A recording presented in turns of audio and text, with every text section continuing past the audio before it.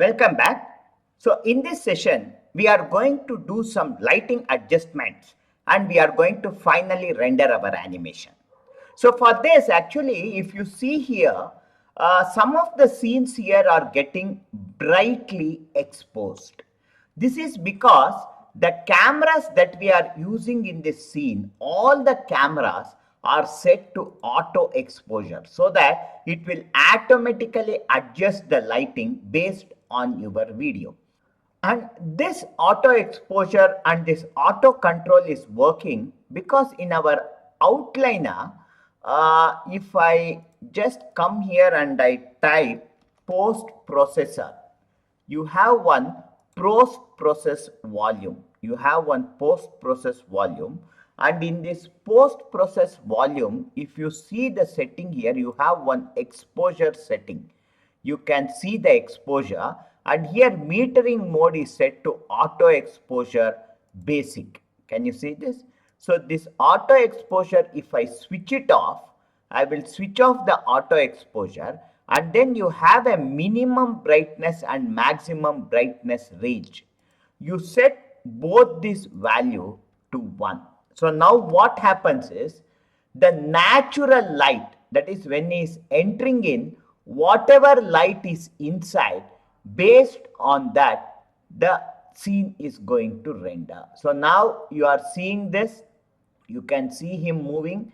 So now you can see he is coming here, and as he moves in, you are seeing the actual lighting, actual shadows. So everything appears like natural. So the thing is, he's in the shadow, and this shadow light also you can see. And if you want to, if you feel it is too dark, you can set this value to something like 0.8 or even minimum brightness 0.5, and you can make it 0.5 minimum brightness and maximum brightness 1.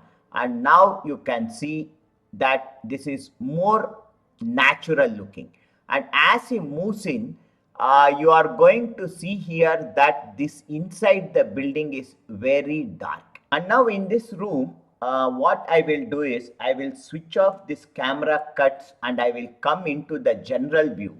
And here inside the room, this is very dark. I can come to lighting here and I will add a point light here.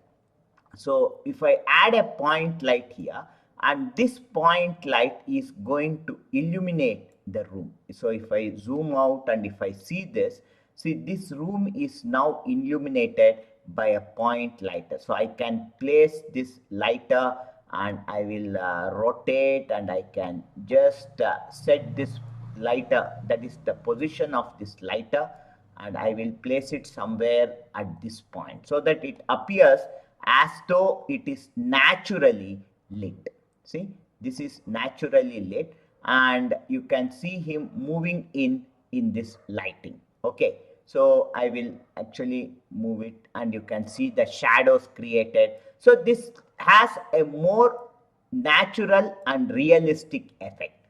So now after adding this light, now if I switch on the camera and now if I play it, you can see the sequence and the shadows. And also here we have some little focus issue in this shot. Can you see?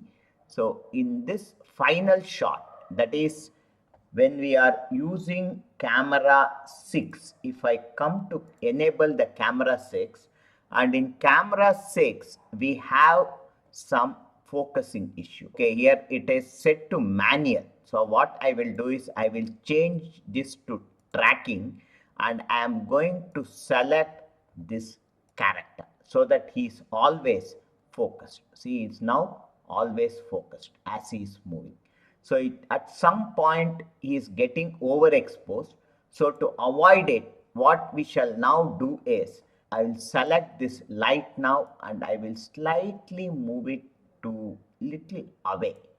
So I will slightly move it little away, or I can even move it to the top a little like this. So or I will I can move it to the top. So now I will just move it a little, and now if you see the animation, so it appears more naturalistic. So you can see here, I will now come back and I will enable my camera button, and now if I rewind and play it, so now this appears more natural. See, you have the natural shade, and this appears to be more natural. So with these settings, see the lighting inside, you can see it is illuminated with the light, the shop is illuminated with the light, and he is going to walk in, and as he walks in, so this appears to be more naturalistic. So with this setting done, and now before I do the rendering, what we are now finally going to do is we have to set the range. And here, working range and view range, you have two settings. Working range is the range which is going to get rendered. So for this working range, I am going to set this from 1. This is going to start from 1. I am going to start from frame 1, and I am going to end this at 660. So that exactly at 660, this is going to end. So it will come and end here. So it is going to start from range 1 to range 60. So after we set this working range, I will then come and click on this slate button. Here we are going to finally render our final video. In image output format, normally when you render it, you have to actually render this as a JPEG or PNG sequence. For high quality, we render it as JPEG or PNG, and in video editing softwares like Premiere or After Effects or DaVinci Resolve, we are going to convert this sequence into a video. But as of now, since it is a very small sequence, I am going to choose video sequence AVI. We don't have any audio. I will set the size to 1280 by 720, and leaving all other options. Only in the output directory, I am going to choose the directory in my folder in make short film. I will create a folder final video, and in this video, in this folder, I will select it, and now I will click on capture movie, and now you can see this range is getting rendered. So he comes, he moves out, he is running, and then you have him running and he stops, and then he moves slowly as he is tired, and as he is turning, you can see the shop from outside, and as he moves in, the shot cuts, and you can see him walking inside, and he comes near the shop and he is going to talk or ask something. So this ends our sequence. Okay, so now let us close this, and now if we come back to our rendered video here, if I open my rendered video here and if I play this, so Bryce in City, if I double click and play this in any media player, so when I play this video, so this is the final video that we have now created. I will just play it. See, this is the final video that we have created. So you have him, he is running, and you can see the focus change. He comes and stops, and as he moves in, he is tired, he turns towards the shop, he enters in, and he will move towards the shopkeeper, and coming to him, he is going to talk. So with this, we have successfully completed this project. So we have now created a short video by ourselves. So now you have got an idea about how to make use of ready-made assets, ready-made character, ready-made rigged animations from Mixamo, add it together and create your own story or create your own sequence. This is the idea you are going to get. Now what I want you to all do is, you need not use the same asset, same character or same animation.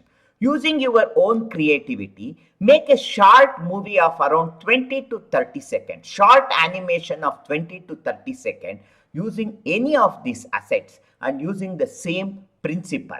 and kindly submit it as your 9th project. Okay? Thank you.